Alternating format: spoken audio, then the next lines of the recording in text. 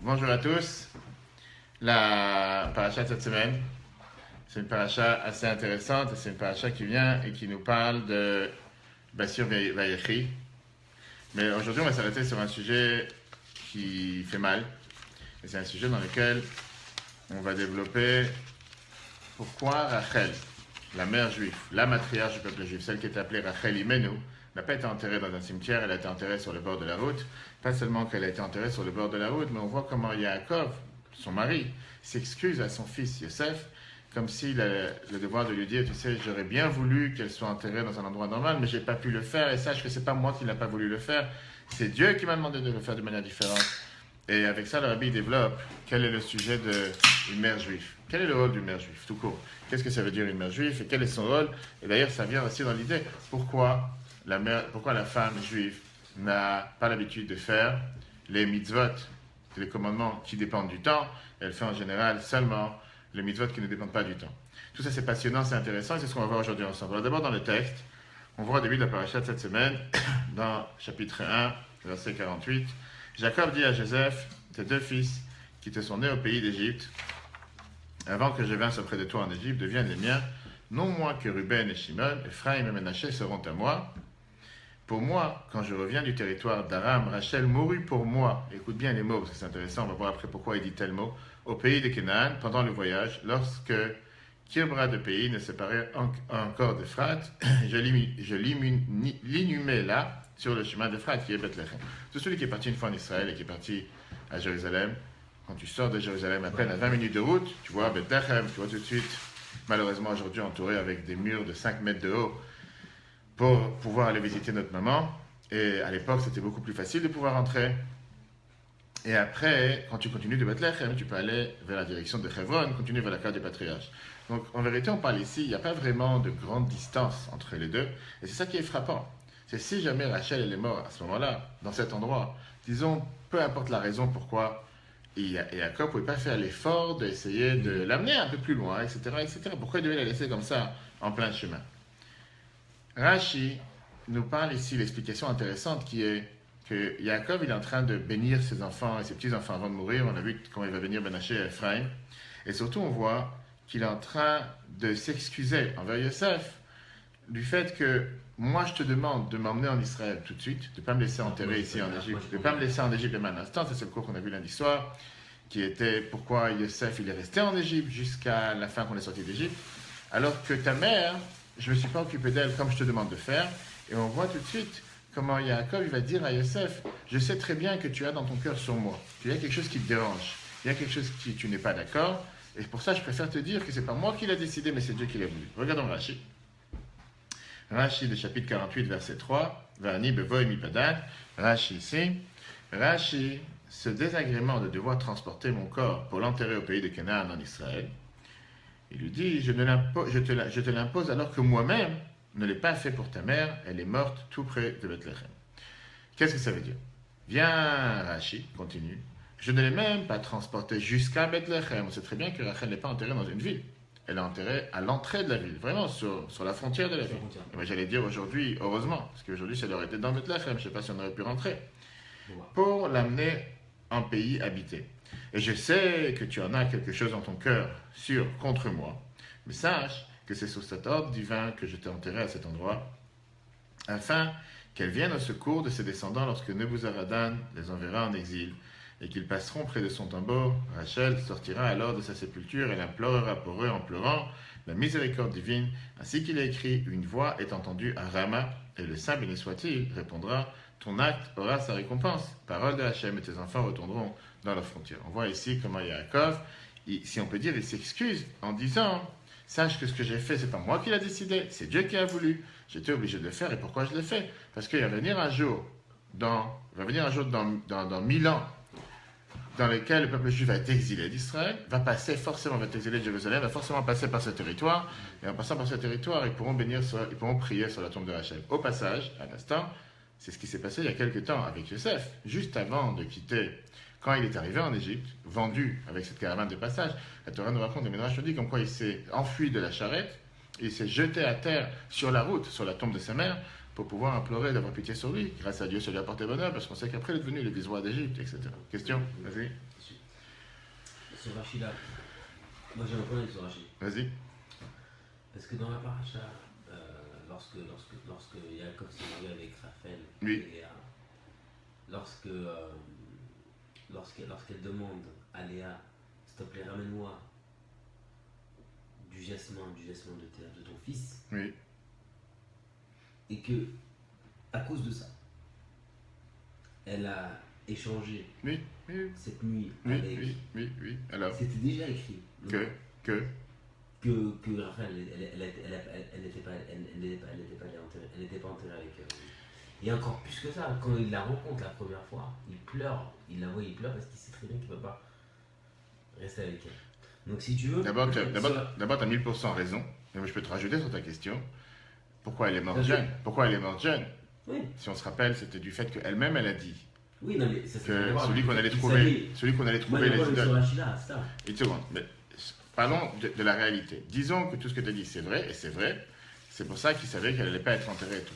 Mais il y a ce qu'on appelle enterré sur le moment, et il y a après, on peut la délocaliser. Aujourd'hui, tout le monde, il y a beaucoup de gens qui le font. Des fois, plus que sur la précipitation des choses, on va enterrer la personne ici, ce qui n'empêche pas qu'une fois que les choses se sont calmées, une fois que j'ai trouvé un emplacement, une fois que j'ai pu encore une fois, même si dans les moyens du bord de l'époque, c'était pas aussi facile qu'aujourd'hui de déplacer quelqu'un, mais il aurait pu le faire là, il aurait pu le faire sur le moment, surtout que maintenant Yaakov, il sait qu'il va quitter ce monde.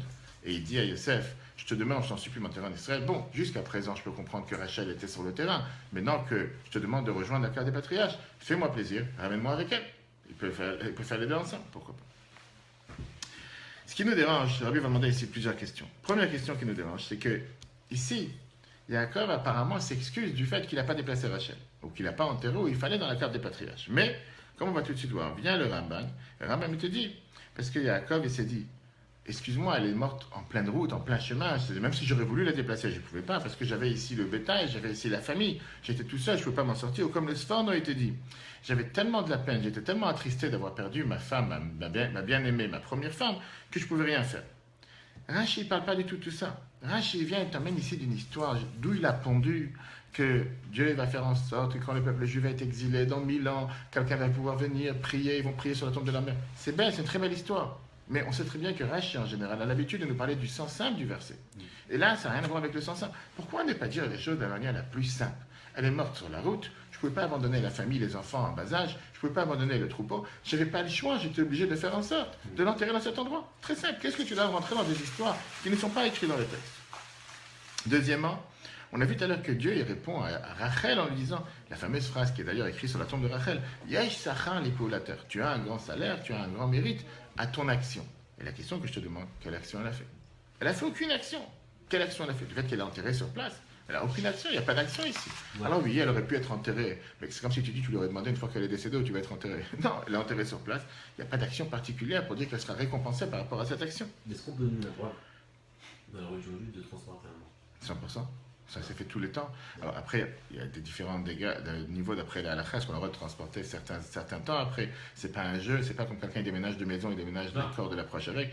Mais dans la première année, dans les premiers mois, des fois, tu n'as pas le choix. Quand tu as eu, par exemple, dans beaucoup d'États, inclus en Israël, où des fois on doit construire des châteaux, on doit construire des palais, on doit construire, je veux dire, des tours, on doit construire des maisons, et il y a un cimetière, des fois tu n'as pas le choix, on est obligé de délocaliser. C'est pas que halakhiquement parlant, c'est facile et c'est permis. Dans les cas de force majeure, quand tu vis dans un État qui est la Pologne, la Russie, on savait très bien qu'ils allaient tout jeter, qu'ils allaient tout déraciner pour pouvoir construire des centres commerciaux ou quoi que ce soit, on a un devoir de préserver les personnes qui sont là-bas enterrées. Dans certaines circonstances, malheureusement, une fois que ça passe un certain nombre d'années, il n'y a plus rien à toucher, il ne faut surtout pas toucher, c'est pas juste un jeu. Et on sait très bien aujourd'hui tout ce qui se passe avec tous les corps qui sont envoyés en Israël après de nombreuses années, que c'est une catastrophe, mais ça c'est pas une chose. Pourquoi c'est une catastrophe? Parce que d'abord la terre elle bouge. D'abord tu vas vouloir déterrer une personne alors que la terre elle bouge sans arrêt. Deuxièmement, qu'est-ce qui reste du corps après quelques années? Je parle dans 5-10 ans. Qu'est-ce qui reste du cercueil? Mais ça c'est pour un autre cours. Moi j'ai eu une formation avec celui qui reçoit justement tous les corps en Israël, la Cheva Kadishan, c'est une catastrophe, des fois il y a des choses qui arrivent et que les gens ne font pas forcément attention. Les gens ils cherchent bien sûr, leur propre bien-être en disant, puisque je ne vais pas pouvoir aller prier sur la tombe de tel et tel parent qui est décédé il y a 20 ans, 30 ans, pour ça, je vais te délocaliser avec moi. C'est pas un jeu. Laisse un corps tranquille, qu'est-ce qui va délocaliser un corps? Mais là, on ne parle pas ici d'un tel grand nombre d'années qui est passé. Pour qu'il puisse... On parle de tout de suite. Il aurait pu le faire tout de suite. Et la question qui nous dérange essentiellement, c'est qu'apparemment Rachel, elle n'a absolument rien fait. Elle n'a rien fait de particulier. La seule chose, c'est qu'elle a été enterrée sur la route. Ça aurait été beaucoup plus facile de dire qu'il y a un espoir. Il y a un espoir, t'inquiète pas, le fait qu'elle est enterrée sur la route, c'est pour donner l'espoir à ses enfants, etc. Mais le fait que Rachel nous dit, que Dieu a dit à Rachel, sache qu'il y a un grand mérite, il y a une récompense à ton action. Quelle action elle a faite? À la rigueur, j'allais dire, l'action, c'est Yaakov qui l'a fait. C'est Yaakov. Qu'elle a faite, c'est la nuit d'os. Oui, mais ça, c'est pas ça. Mais ça, c'est parce qu'on parle ici. Là, on te dit du fait qu'elle a été enterrée sur la route. J'aurais dit, s'il y a quelqu'un à récompenser du fait qu'il y a quelqu'un sur qui prier quand les Juifs vont être exilés, c'est Yaakov qui doit recevoir la récompense. Ça n'a rien à voir avec Rachel. Regarde ici d'abord dans le chiffre 2. Le seul truc, c'est que Rachel, c'est la mère. C'est la mère par excellence, Surtout de Benjamin. surtout de Benjamin, et c'est ce qu'on va tout de suite voir. Pourquoi on en fait tellement un grand monde? Parce que c'est la mère de Benjamin et que c'est les enfants de Benjamin. Tu as 100% On raison. est même les enfants de Benjamin. Exactement, et c'est ce qu'on va voir tout de suite à la fin. Pourquoi elle a cette particularité que les autres n'ont pas eu? D'ailleurs, même sans rabaisser les autres, on n'en fait pas un monde de Sarah, on ne fait pas un monde de Rivka, on ne fait pas un monde de Léa, qui sont enterrés dans la carte des patriarches et qu'on va les visiter. Quand on va y arriver, on va attendre à la fin. On va arriver à la fin. Pourquoi Rachel? Pourquoi dans la Torah, on ne mentionne jamais la mort de Rivka? On va y arriver. On va y arriver. D'abord, on la mentionne, oui, avec Déborah, etc., dans le même paragraphe. On la mentionne entre deux versets. Mais pas dans la Torah. Oui, bah, il te fait comprendre. Il n'y a pas tout écrit clair dans la Torah. Non, mais c'est pas ça, il y a marqué Sarah, il y a marqué Rachel, oui. mais il n'y a ni marqué Léa et ni les autres. On va y arriver. On va arriver à la particularité de Rachel, c'est ce qu'on s'arrête aujourd'hui. Regarde le chiffre 2. Réponse de Nachmanide et du Sforno. Nachmanide, il te dit clairement, selon le sens littéral de Jacob, il lui dit c'est là pour s'excuser. Elle mourut soudainement. Comment pouvait-il donc abandonner ses enfants et son bétail en pleine route? C'est logique. Quand tu parles du Sforno, le Sforno, il te dit, Jacob dit, ma préoccupation et mon deuil étaient si forts que je n'ai pas trouvé le courage de l'amener à la grotte de Marpella. D'ailleurs, depuis son départ, je n'ai plus les forces d'avoir d'enfants. C'est très bien qu'il ne s'est pas remarié, qu'il n'a pas eu d'autres enfants, etc. Et donc, revenons ici essayons de comprendre la phrase que Yaakov a employée envers Yosef, en lui disant, je sais que tu avais sur ton cœur, que tu as quelque chose dans ton cœur contre moi. D'abord, la réalité des faits. Rachel est décédée il y a longtemps, elle n'est pas décédée aujourd'hui. Juste maintenant, parce que Yaakov, il demande à son fils, je t'en supplie, jure-moi de ne pas me laisser ici en Égypte, mais de m'amener en Israël. C'est la première fois qu'il vient et qu'il s'excuse sur le fait qu'il n'a pas enterré la mère de Yosef dans l'endroit convenable. Ça a l'air de dire que jusqu'à présent, Yosef n'avait pas forcément sur son cœur, il n'avait rien contre son père du fait que sa mère était enterrée sur la route. Maintenant que Yaakov lui dit, fais avec moi ce que je n'ai pas fait avec ta mère, là, tout d'un coup, Yosef dit, c'est pas juste. Pourquoi tu me demandes de te ramener? Pourquoi tu me demandes de te sortir d'Égypte et de m'amener directement en Israël alors que pour ma mère, tu ne l'as pas fait? Ouais. Quand tu parles comme ça a l'air de dire qu'il y a ici quoi, un sens de vengeance. Oui, c'est ce que Yaakov, il essaye de s'exprimer. Pourquoi pas? Il y a Yosef, il essaye de dire. Yosef, il n'a rien dit pour l'instant. C'est ce que j'allais te dire. En réfléchissant un instant, d'où on sait que Yaakov, il dit à Yosef, je sais que tu as dans ton cœur contre moi. D'où il essaie. Alors, bien sûr, on parle de Yaakov et tout ce que... Mais la question, elle est qu'apparemment, ça a l'air de dire que Yaakov, il a ici, il s'est dit, tu sais quoi, je sais que tu vas m'en vouloir. Il y a quelque chose qui ne va pas. Pourquoi d'abord? Pourquoi penser une chose pareille, numéro 1? Et numéro 2, on parle quand même de Yosef. Si Yosef, il a quelque chose contre son père, pourquoi il a attendu jusqu'aujourd'hui? Il aurait pu le dire déjà depuis le départ. Il ne devait pas l'attendre aujourd'hui. Donc on est obligé de dire que quand Rachel te dit, je sais que dans ton cœur, tu as quelque chose contre moi, d'abord, ce n'est pas que Yosef, il a quelque chose contre lui, numéro 1. C'est sûr que Yosef, il savait très bien que Yaakov, il aurait fait tout ce qu'il peut pour enterrer sa mère dans la cave des patriarches. Surtout quand on sait, encore une fois, comme tu l'as dit tout à l'heure, combien de fois la Torah nous répète l'amour particulier qu'il y a de Yaakov envers Rachel. 100%. Dès le début. 100%. Et le deuxième point, si jamais on sait que Yaakov n'a pas fait une telle chose, il n'a pas fait, c'est certainement pas de sa faute, il y avait certainement une bonne raison. Alors qu'est-ce que ça veut dire quand il lui dit « Je sais que tu as dans ton cœur contre moi ?» La réponse est très simple. Malgré qu'avec ta logique, avec ta tête, tu sais très bien que je ne suis pas fautif, néanmoins tu penses qu'il manque ici la qualité principale pour Rachel d'être enterrée à la cave des patriarches. Oui, c'est pas le contraire. Alors c'est pour ça, on est en train d'expliquer le phrase que Rachel te dit. Pourquoi il dit « Je sais que tu as dans ton cœur contre moi ?» Jacob, il sait très bien que Yosef n'a rien dans sa tête. Il ne pense pas ici que mon père a fait ça méchamment, vraiment, durement, pour pouvoir ne pas enterrer Rachel où il faut.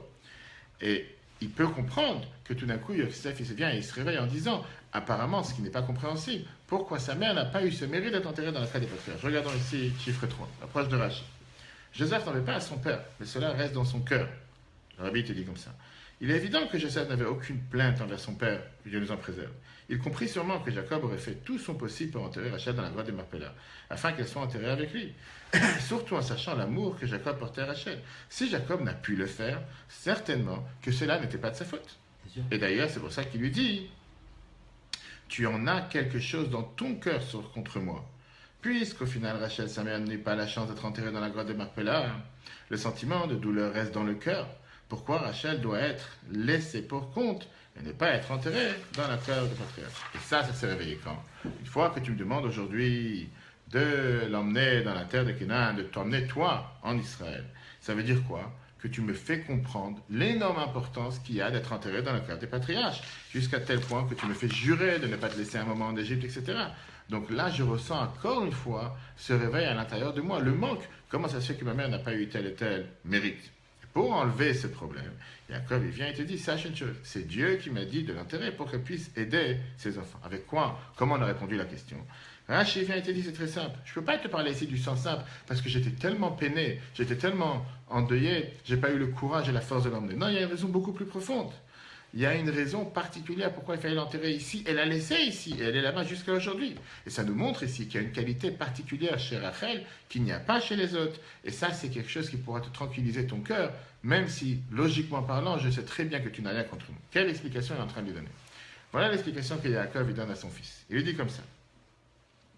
Tout d'abord, c'est pas parce que Rachel doit être là pour prier pour ses enfants qu'il lui manque quoi que ce soit.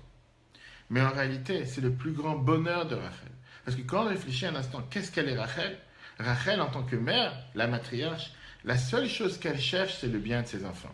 Et si pour elle, pour ses enfants, l'endroit où elle est aujourd'hui, c'est le meilleur pour elle, automatiquement c'est le meilleur pour elle aussi. C'est pas qu'elle a un manque, c'est pas qu'elle dit je vais pas manger parce que je donne à manger à mes enfants, donc moi je n'aurais pas mangé aujourd'hui. Non, le fait qu'elle est présente ici, dans un endroit où malheureusement c'est pas la terre du patriarche, c'est pas les plus grandes qualités, mais néanmoins c'est mon plus grand bonheur. On va poser une autre question, c'est que quand t'es Yosef, tu te dis c'est pas le plus important de ton mot dans ce monde-là. C'est pas sur lequel on. Oui, mais tu vois bien, très bien, là, pourquoi Jacob il en fait un monde de vouloir aller à la terre du patriarche? C'est ce qu'on a dit, c'est là qu'il s'est réveillé. Il fait si c'est pas tellement important, pourquoi t'en fais un monde de vouloir aller là-bas? Il y a bien quelque chose. Donc, c'est ça que Rach, il vient, il dit là, tu as une récompense, tu as un salaire. Il y en a qui disent que Jacob il est pas mort. C'est pas qu'il y en a qui dit, c'est la Torah qui le dit. Ça, c'est le cours qu'on a vu l'histoire, mais non. Qu'est-ce que ça veut dire qu'il n'est pas mort? Le fait que ses descendants sont morts, etc. On va tout de suite voir. Pourquoi la Torah, ici, Rachid ne dit pas qu'elle a fait un argument, qu'elle a fait quelque chose de particulier? Parce qu'il voulait dire le fait même qu'elle est enterrée sur la route pour pouvoir aider ses enfants, parce que Dieu, il a dit à Jacob de faire une telle chose. Ça montre que ça, c'était sa propre volonté. Donc ça, c'est l'action de Rachel. En deux mots, en autre terme, pardon, la demande de miséricorde chez Rachel, c'est ça qui va faire qu'on va être libéré d'exil. Le fait même qu'on peut prier sur la tombe de Rachel, parce que c'est grâce à elle, 100%. Ouais. C'est grâce à elle. Regardons la suite. Regardons ici dans le 4, pardon. La véritable bien de Rachel. Pourquoi Rachel n'a pas eu la chance d'être enterrée dans le corps des patriarches? Le fait que Rachel fut enterrée en pleine route ne veut pas dire qu'on lui a enlevé quelque chose pour le bien de ses enfants. Au contraire, puisque cela concerne la libération de ses enfants, c'est là précisément la richesse de Rachel. Il est évident que Rachel elle-même aurait accepté cela. Elle aurait même exigé. Et donc c'est pour ça qu'on lui dit que ça, c'est son mérite. Alors d'abord, pour pouvoir comprendre pourquoi Rachel, analysons d'abord quelle est la spécialité, la particularité de Rachel, et là on va comprendre quelle est la particularité de la mère juive. Tout court. Quand on sait que Yaakov, quand est-ce qu'il a dit ça? Quand d'abord il a parlé à Yosef en lui parlant de Ephraim et Menaché. Ouais. En lui disant, il a voulu lui dire que tes deux enfants que tu as eus en Égypte, que tu as eus ici en Égypte jusqu'à ce que moi j'arrive, sache qu'ils sont considérés comme mes enfants, parce que c'est par le mérite de Rachel. Parce que Rachel était elle-même aussi intéressée. Elle avait pour volonté de vouloir être enterrée sur la route. Comme toi, tu n'as pas cherché à rester avec tes frères pour être dans un cocon religieux. Tu es parti, soi-disant, t'éloigner en Égypte, alors qu'en réalité, tu n'as pas du tout été assimilé en Égypte. Bien au contraire, tu t'es rapproché et tu as agi à éduquer tes enfants de la meilleure manière. Et donc, sache que tes enfants, en vérité, sont comme mes enfants. Quelle est la spécialité de Rachel? Torah te dit que, d'abord, quand une femme décède, quand une femme quitte ce monde, la personne qui souffre le plus, c'est son mari. C'est ça que la Torah te dit. Surtout quand on parle d'une femme comme Rachel. Rachel qui était la première femme de Yaakov. Et c'était ce que la Torah considérait, la femme est considérée le pilier de la maison. Aker et Tabaï, c'est comme ça que la Torah l'appelle la femme. Et ça, c'est exactement les mots que Yaakov dit à Yosef. Il lui dit comme ça. Le fait même qu'il s'excuse que sa femme, elle a dû être enterrée dans quoi? Dans la route. Deuxièmement, quand on a dit, elle a fait attention aux mots que Yaakov il emploie en disant, elle est morte pour moi, Rachel. Parce qu'il parle ici du fait que c'est le pilier de la maison. Parce que cette qualité suprême qu'on a trouvée chez Rachel, de pas de pardonner, de renoncer au fait même de pouvoir être enterré avec son mari, pour être enterré sur la route, pour aider ses enfants, ça c'est la qualité par excellence d'une mère juive. Que son rôle, comme la Torah l'a défini, c'est ce qu'on appelle Aker et Tabaït, le pilier de la maison. On va tout expliquer. C'est vrai que Dieu il a créé l'homme et la femme. Et chaque être humain que Dieu a créé est pour servir Dieu. Et c'est vrai que ce rôle est pour l'homme, les hommes et les femmes de la même manière. Mais il y a une énorme différence de la manière de servir Dieu pour un homme et la manière de servir Dieu pour une femme. Un homme, il apprend la Torah, la prière, il fait toutes les mitzvot, il essaie de s'occuper du travail, etc., etc. Alors que les femmes, la Torah les a exemptées des mitzvot qui sont les mitzvot qui dépendent du temps. Pourquoi? La Torah le dit, parce qu'ils ont des dépendances avec les affaires de la maison, l'occupation de la maison. C'est la raison pour laquelle la Torah les exempte de tous les... Alors, bien sûr, ça c'est, on va dire, dans la logique. Mais il y a un sens profond à ça. Et là, la Torah veut te montrer la qualité suprême qu'il y a chez les femmes sur les hommes. Chez les hommes, leur manière de servir Dieu, ça doit être fait de manière dévoilée, pour pouvoir être satisfait, pour pouvoir être heureux, pour pouvoir être content, visible. Et des fois, le fait que tu fais des choses de manière visible, ça peut t'amener à un sentiment d'orgueil, un sentiment d'ego. J'ai fait, j'ai appris, j'ai enseigné, j'ai prié, j'ai fait tel mitzvah, etc. Alors que quand tu parles des femmes, leur manière de servir Dieu, c'est de manière beaucoup plus interne, beaucoup plus profonde, beaucoup plus de manière intérieure, pas forcément de manière dévoilée, mais Dieu, il admire leur travail de manière beaucoup plus sincère. D'où je le sais? Très simplement. On voit la différence dans la généalogie par rapport à les hommes et par rapport aux femmes. Le fait même d'être considéré juif, c'est si tu es né d'une mère juive. Quelqu'un qui est né d'une mère juive, il est considéré juif, même quand le père n'est pas juif. Bien sûr, quand quelqu'un s'est converti d'après la halakha, il est aussi considéré juif. Mais on parle de comment Dieu il a créé le système, qu'à chaque fois que quelqu'un, une mère est juive, elle a un enfant, son fils est juif.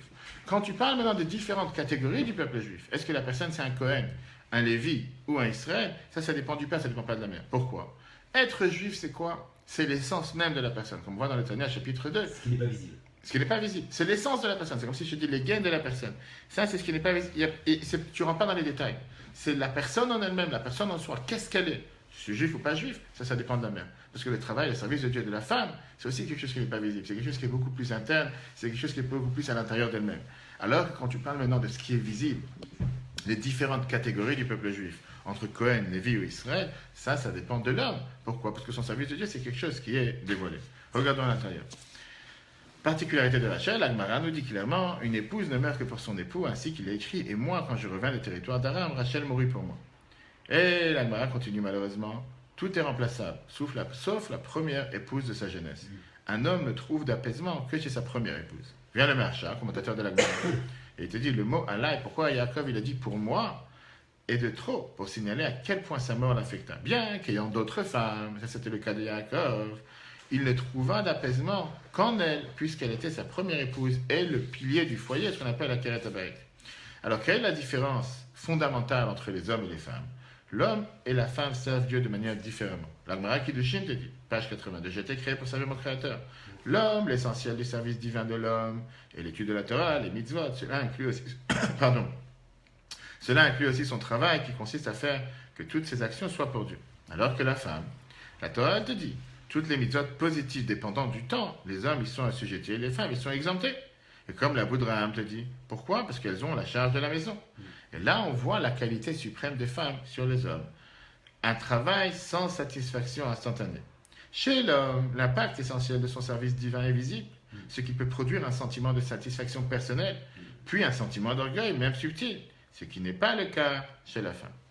Et là, on va comprendre qu'est-ce que Yaakov il a voulu dire qu'est-ce que Yaakov il a dit à son fils Yosef. Malgré que moi je te fatigue de m'amener en Israël directement après qu'il quitte ce monde, et j'ai pas fait ça pour ta mère, sache qu'il y a une différence entre moi et ta mère. Lui qui est l'homme, et Rachel qui représente la femme. Pour moi, en tant qu'homme, je dois être enterré dans la cave des patriarches, parce que je dois avoir cette divinité, cette spiritualité dévoilée. Alors que Rachel, qui est le pilier de la maison, qui renonce à sa propre intégralité, qui renonce à sa propre divinité dévoilée. Pourquoi? Pour pouvoir être présent, pour aider ses enfants et pour être auprès de ses enfants 24 heures sur 24, 7 jours sur 7, même des milliers d'années plus tard, pour pouvoir prier pour eux et les sortir d'exil de toutes les souffrances, même si c'est des générations beaucoup, beaucoup plus tard. Hein. Ça représente typiquement quel est le rôle de la femme, le rôle de la femme par excellence, qui renonce à son propre bien-être pour ses enfants. Mais comme le Rabbi l'a dit tout à l'heure, Rachel n'a pas renoncé à son propre bien-être. Ça même, c'était son bien-être. Le fait de s'occuper de ses enfants, le fait d'être présent pour ses enfants. Il y a ici la qualité suprême par excellence de la mère juive, que puisque pour ses enfants, c'est important qu'elle soit dans la route, qu'elle soit sur le chemin, Rachel a décidé que pour leur bien-être, elle est aussi sur le chemin. Mais là, le Rabbi rajoute ce qu'on appelle un twist, quelque chose de magnifique. Propre au Rabbi. Si on fait attention à ce qu'on est en train de dire, qu'est-ce que Jacob est en train de dire à Yosef depuis le départ? Il va voir un jour que les enfants du peuple juif vont être exilés. Pourquoi ils vont être exilés? On ne parle pas ici des tzadikim du peuple juif. On ne parle pas ici de ceux qui sont, on va dire, la haute gamme, ceux qui sont la meilleure qualité. On parle ici de ceux qui ont fauté, des fauteurs. Et que même pour eux, Rachel est prêt à être mis sur la route, pas dans un cimetière, pas dans la case des patriarches. Pourquoi? Pour leur venir en aide. D'accord? C'est ses enfants. Ce sont ses enfants. Comme le Rabbi avait donné une fois l'exemple, une personne qui est malade, dans une famille, quand Dieu nous en préserve, il y a 2 enfants, 3 enfants, un enfant qui est malade, tu ne peux pas dire que les parents, ils préfèrent ou ils aiment plus les enfants qui ne sont pas malades qu'un enfant malade. Spirituellement parlant, c'est exactement la même chose. Ce n'est pas parce qu'un frère ou une sœur juive ne fait pas exactement ce que la Torah demande, pour ça, il doit être considéré à un niveau plus bas, ou pour ça, Rachel va dire, je suis prêt à faire un effort, à renoncer à mon bien-être, pour les tzadikim, pour les pieux, pour les justes. Mais si tu parles d'un enfant qui va être exilé, qui a fait des fautes, et pour ça, il ne mérite pas d'être dans l'endroit où il aurait dû être, j'ai rien à faire sur la route pour lui. Ouais. Bien au contraire, c'est ce que Rachel a fait. Et d'ailleurs, c'est là la promesse que Dieu termine à Rachel en lui disant, Yesh Sachar, il y a une récompense à ce que tu as fait. Et quelle est la récompense? Le fait que tu as renoncé à ton bien-être. Même si elle ne prend pas ça comme un renoncement, tu mériteras qu'en fin de compte, le peuple juif reviendra en Israël. Le peuple juif reviendra, ne sera plus exilé. Le peuple juif, pas seulement ne sera pas exilé, mais le peuple juif finira par revenir. Voyant, en train de voir un tel sacrifice d'une mère juive, qui est propre à Rachel, et bien sûr la question qui se demande tout de suite, pourquoi pas les autres? Parce que les autres ne sont pas Rachel, tout court. On n'est pas en train de minimiser leur qualité, on n'est pas en train de minimiser ce qu'ils représentent, mais c'est pas Rachel. Rachel en tant que Rachel. Il y en a une, c'est Rachel, notre matriarche, même si on appelle aussi Sarah Imenu, Sarah, notre matriarche, Rivka, Léa, mais c'est Rachel qui est celle qui a été enterrée sur la route, pour pouvoir être présente pour ses enfants. J'ai une question, pourquoi elle a pleuré lorsqu'elle a vu la convention de Jacob? Parce qu'elle s'est dit, elle aurait dû être contente, parce qu'elle a des enfants. Encore une fois. C'est ce que je veux dire, prenons l'exemple avec quand la Bible a parlé sur le décès de son beau-père. Et la Bible a énormément pleuré les premières fois, les premières années, quand la rabbinite est décédée. Avec tout ce que la Torah t'explique, que quand un tzaddik, le rabbi précédent, la rabbinite, quand la rabbinite, avec tout ce que la Torah t'explique, la qualité suprême, que quand quelqu'un, il n'est pas un tzaddik, il n'est pas vivant matériellement, il est beaucoup plus vivant spirituellement, il est beaucoup plus abordable. Mais concrètement, matériellement, il n'est pas là. Tu as une très bonne question. J'ai dit, bien sûr, pourquoi elle a pleuré? Parce que finalement, elle a préféré que ça ne se fasse pas de cette manière. Quand tu réfléchis à Rachel, malheureusement, que ça s'est reproduit avec son fils Yosef, elle a fait que subir. Depuis le départ, d'abord, elle était considérée détestée. Je ne parle pas du fait qu'elle a été trompée le soir du mariage, même si, pour cacher la peine de sa sœur, elle a été prête à donner ses symboles à sa sœur pour que sa sœur ne rougit pas. Et ça, c'est un salaire que Dieu lui a récompensé, encore une fois. Le fait qu'elle a encore, depuis le départ, renoncé sur ce qu'elle est. Imagine-toi. Imagine-toi que tu travailles pour une femme. Tu promets à une femme que tu vas travailler pour elle 7 ans. Et qu'au final, le soir du mariage, tu te retrouves avec une autre femme. Et que tu vois cette femme tous les jours et tous les soirs, rentrer devant toi, sortir du salon de la même maison, c'est là où il travaillait, puis il a travaillé pendant 21 ans. Bonjour, au revoir. Tu sais que tu aurais dû être marié avec cette femme qu'on a roulé la dernière minute et qu'elle ne dit pas un mot. Tout ça pour sauver l'honneur de sa sœur. Elle a été énorme récompense grâce à ça. Mais néanmoins, après ça, qu'est-ce qu'elle a eu? C'est terrible. Qu'est-ce qu'elle dit à Yaakov? Si c'est comme ça, je suis considérée morte, si j'ai pas d'enfant. Finalement, elle reçoit Yosef. Qu'est-ce qui se passe avec Yosef? 9 ans, sa mère est décédée. Comment? Quand elle a accouché Benjamin. Une fois qu'elle est décédée, même une fois qu'elle est décédée, elle n'est pas tranquille. Elle n'est pas enterrée dans un endroit normal, elle est enterrée sur la route. C'est un sacrifice par excellence. Et quand tu réfléchis, Yosef, c'est exactement la même histoire. 9 ans, il perd sa mère. 17 ans et demi est jeté comme un esclave, 12 ans en prison pour aucune idée, il n'a même pas été jugé pour un simple soupçon de viol, mais il finit 30 ans devenu le maître du monde. Et la Torah, elle te dit que nous, le peuple juif, on a un devoir de continuer la généalogie de Yosef. Nous sommes tous des enfants de Yosef, c'est ce que le Télim 79 te dit. Pourquoi nous sommes des enfants de Yosef et pas Yaakov et pas les autres? Parce que la Torah dit que Yosef symbolise qu'est-ce que le peuple juif reflète en prison, en Égypte, pardon, en exil, pour te dire que justement, grâce au fait que même en étant en exil, on n'a pas espoir, même en étant en exil, on s'assure de garder, d'être focalisé sur le retour, qu'on sait très bien que, d'ailleurs cette semaine le dit Tevet, qu'on va revenir, et que Dieu va nous libérer, comme on prie tous les jours, on méritera à la fin d'être libéré. Regardons ici la fin. 8. Rachel, la maman juive, être là pour ses enfants. La qualité particulière de Rachel, partie essentielle de la maison, elle renonce à sa perfection et son élévation personnelle. Elle est enterrée dans la grotte, à être enterrée dans la grotte de Marpella afin de pouvoir venir en aide à ses enfants, des enfants de plusieurs générations après, des enfants qui auront une conduite inconcevable, à tel point qu'ils devront aller en exil. Pour ces enfants, Rachel abandonne son droit à être enterrée près de Jacob pendant plusieurs millénaires, afin de pouvoir être là et aider ses enfants lorsqu'ils auront besoin d'elle. Quelle est la conclusion? Jacob explique à son fils Joseph comment le fait que sa mère fut enterrée à Bethléem est son véritable bienfait. Rachel, c'est la mère juive qui est présente pour ses enfants lorsqu'ils ont besoin d'elle. Bonne journée à tous.